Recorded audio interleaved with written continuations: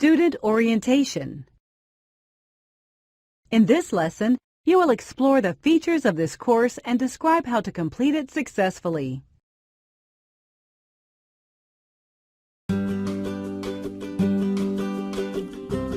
Welcome to your online course. Let me show you around.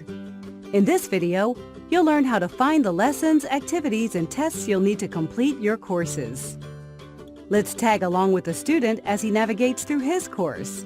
Here's Ken Smith's homepage. He just started a biology course. You can see that it's only 6% complete. To continue working, Ken would click this button. But Ken's a planner. He wants to see all the activities he'll need to complete in this course. All activities are arranged by unit. Ken has a unit activity here and course activity here. These are project-like activities. In biology, most course activities are hands-on labs.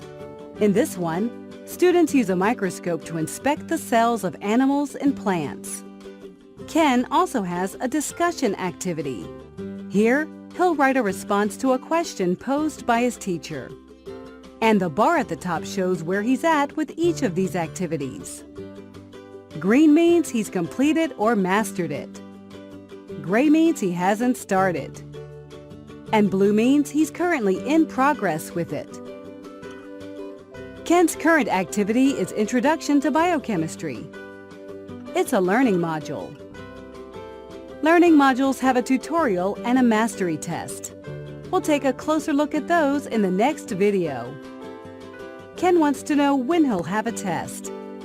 His course may include pre-tests, which can exempt him from modules he's already mastered. And of course, he has unit post-tests, which are graded after he's finished each unit. So we can see that Ken has completed the pre-test. He got 40% on it. That means he knows some of this content, but not a lot. Based on the pretest, though, Ken showed that he's already mastered the material in the Introduction to Biology module. That star with an E means he's exempted out of that module. He doesn't have to do it unless he just wants a refresher, or his teacher suggests it. But he still has to answer questions about that module in the unit post-tests and in the semester tests. And finally, notice that Ken has a semester test at the very end. Thanks, Ken, for showing us around. Now that you know what kinds of activities you'll see in your course, let's look at the learning experience itself.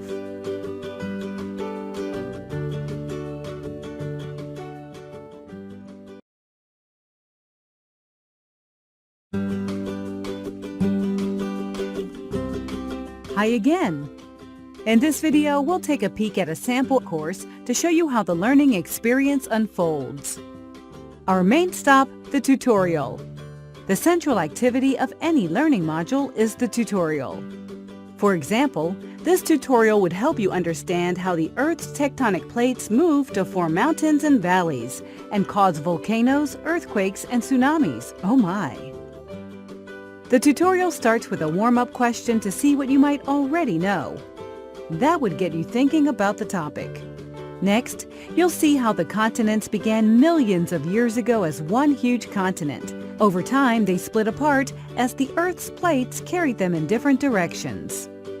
All the Earth's plates are in constant contact with each other, sliding across each other, expanding away from each other, and colliding into each other. In this video, you see how mountain ranges like the Alps in Europe and the Himalayas in Asia formed. Two plates collide into each other, causing the Earth's crust to bunch up. And voila! Mountains! You'll usually find one or more lesson activities in each tutorial. These are short, multi-step investigations or projects. In this one, you would use a real-time earthquake map to look at recent earthquake activity. Most appear near these red lines, along the boundary of two plates. But some areas seem more active than others.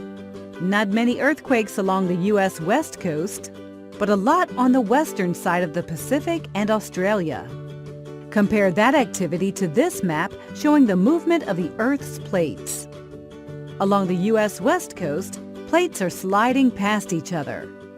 In this more active area, they seem to be running into each other.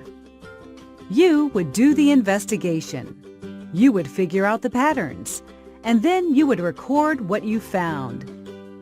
Throughout each tutorial, you'll have knowledge checks like this one to help you see whether you're getting the main ideas.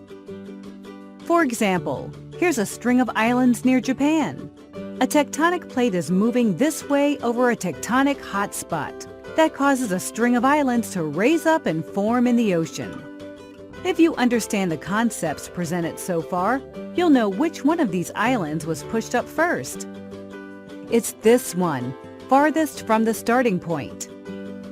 This question checks if you understand what a tsunami is, a huge sea wave, and what usually causes a tsunami, an underwater earthquake. Throughout the tutorial, new terms are linked to the glossary for quick definition. Also throughout a tutorial, you can access helpful tools here to navigate to a different part of the tutorial, access lesson resources, get dictionary definitions, hear slide narrations, and more. After each tutorial is a short mastery test focused on key concepts. The questions are similar to the knowledge check questions you worked on in the tutorial, except there aren't any feedback hints in a test. There's a set passing score for mastery tests. If you achieve that score, you can go on to the next learning module. If not, the mastery test locks. To unlock it, you'll need to review your work in the tutorial, then retake the mastery test. So it can save some time to review the tutorial and your notes before taking the mastery test. Want more tips like this one? Check out the next video on keys to success.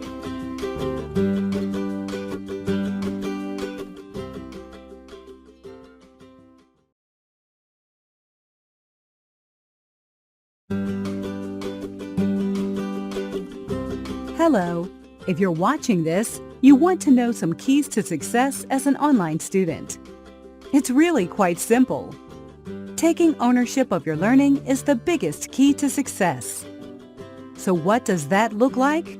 Well, it means staying up to date and on pace with your assigned work, carefully completing and understanding your assignments, and communicating with your teacher. And here's the good news.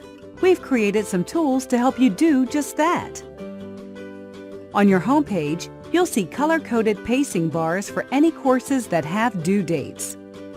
The color bar tells you how much work you've done so far in the course. And this black line shows roughly where you should be if you were progressing on pace to finish by the due date. If you're on or ahead of pace, the bar will be green.